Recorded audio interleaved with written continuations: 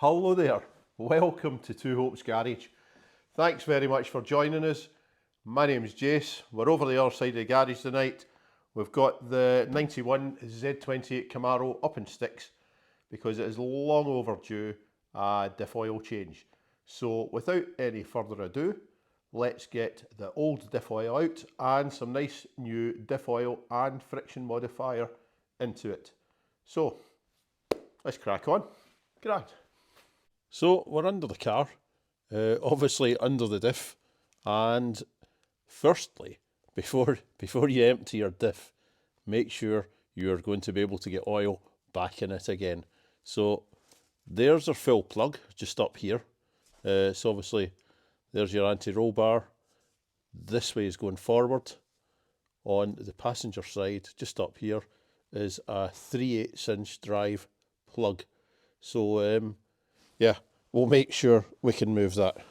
I know for a fact we can because I've had a shot already. So I've just got a T-bar with a 3/8 inch drive. As you can see, that's moving nice and easy. So we know we can get oil in it. So the next step is going round the back and making progress to get oil out of it. So here's our diff cover here. These bolts are all 13mm. So on this, I'm just going to work my way around with the ratchet handle on a socket and get the bolts off. Not too much footage of that because you know what a bolt looks like when it's been taken off. What I probably will have to do down on the bottom, 1, 2, 3, I think. These are obscured by the anti-roll bar, so I'll probably need to get a spanner on them. So yeah, I'll crack on for the moment. All the fasteners have come off or undone really easily. The only one I couldn't get a socket on was this bottom one. So get a 13mm spanner on there. Yeah, it's coming off lovely. I probably shouldn't have used that. I should have used one with more of an offset just to clear that lip, but it's not been a problem. So we'll get all these bolts whipped off. Final bolts coming out down from the bottom. Yeah, we'll get a pan under it in a moment and crack it open. One thing, what I do like to do, I think these have all been the same length, is just get an old bit of foam or cardboard and just put the bolts in place so you know exactly what one goes where. I always find that works. There we've got the first of the fluid coming out. I actually missed getting that on video there. I've had a wee thin flat blade screwdriver getting through there. I'll see if we can open it a wee bit further with this.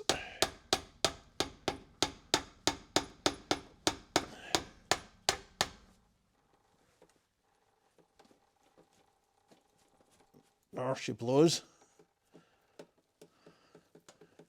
Oh, there we go. What you don't want to do when you're doing this is mar the mating surfaces. You don't want to be putting something in up there that's going to gouge your mating surfaces. Just a wee bit more with a pry bar. Oh, there we go.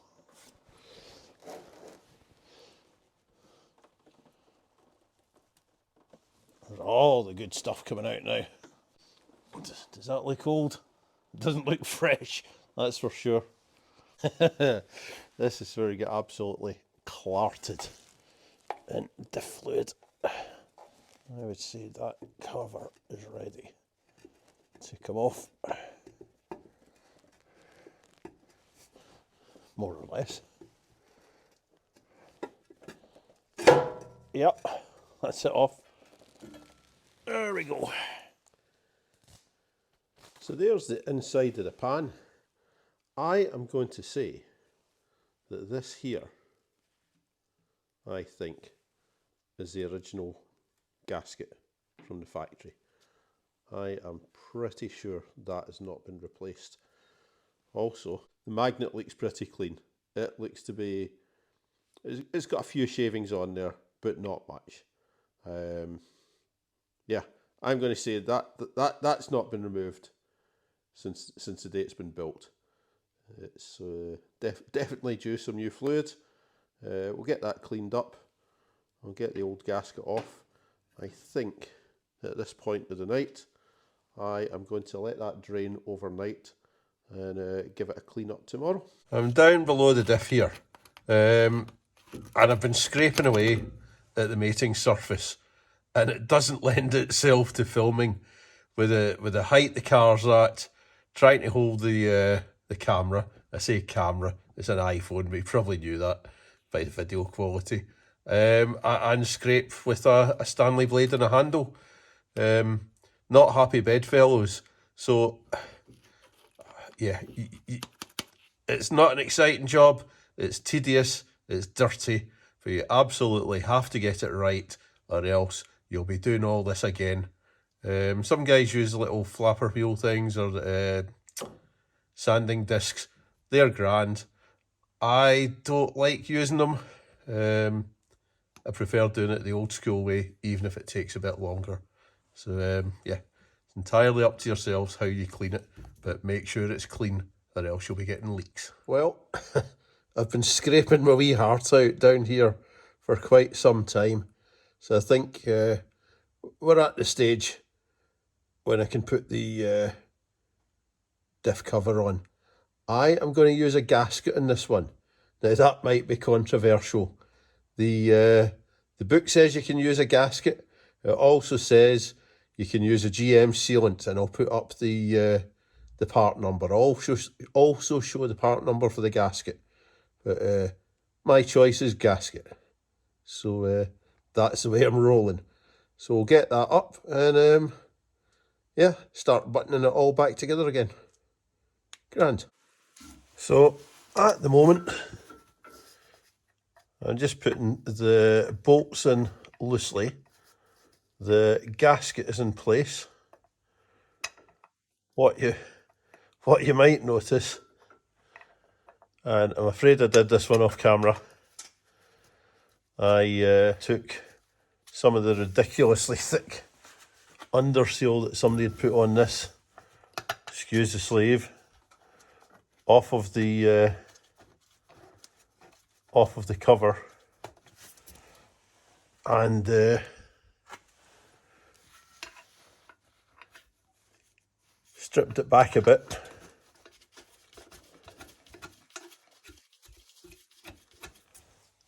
And chucked a wee bit of primer and satin black on it. Yeah, the only thing with that is all the other stuff that's been undersealed now looks really bad next to it. But yeah, I'm going to put on some wax onto this anyway, just to help protect it. And it will help tie it in with a slightly more rustic look of the rest of the vehicle underneath. But you know, it's 34 years old, you know, so if you were cutting about 6 inches off the ground in all the mud and the spray for 34 years, you wouldn't be looking amazing either. Maybe you would, I don't know. So anyway, what we'll do is going to get these in hand tight, like I say. Make sure it's all sitting nicely. Excuse me. And then we'll get a torque wrench on them. Obviously, we'll be torquing diagonal opposites. It goes to 30 Newton meters, I believe. I'm going to go up in stages.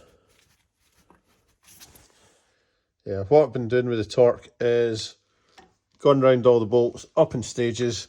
I did 10 Newton meters, 20 Newton meters, and finally on 30. Obviously going in a nice cross-lace pattern so as to distribute the load. So yeah, hopefully that will not leak, and we'll get some fluid in. So there's the filler plug, opened and ready for some some fluids. First of all, I'm going to chuck in some of this. There we are.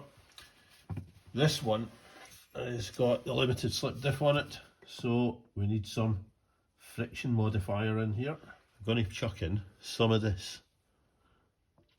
There we are. This one has got the Limited Slip Diff on it, so we need some Friction Modifier in here. On the back of this, it says chuck it all in and then put your oil in. So that's what we'll do. Got some good sounds. What I might do, just to make sure I get everything out of this, is add a little bit of oil into this, give it a shake about, and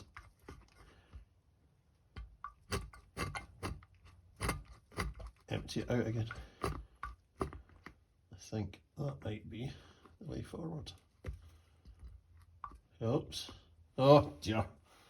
I don't want to be spilling this stuff.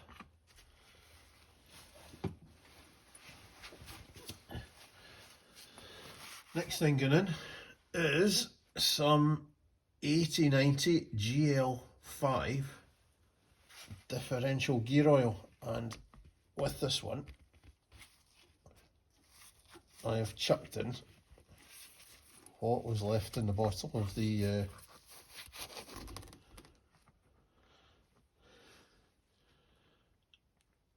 friction modifier.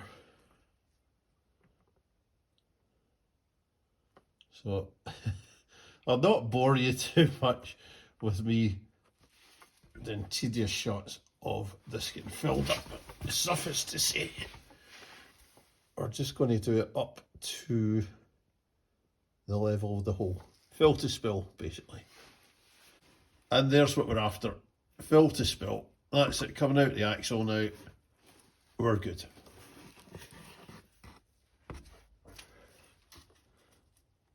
There we go. Making a right royal mess. There we are.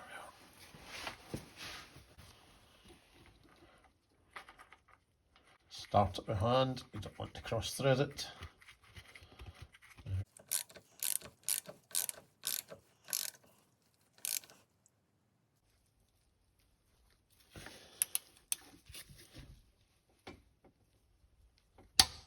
There we are, 41 Newton meters.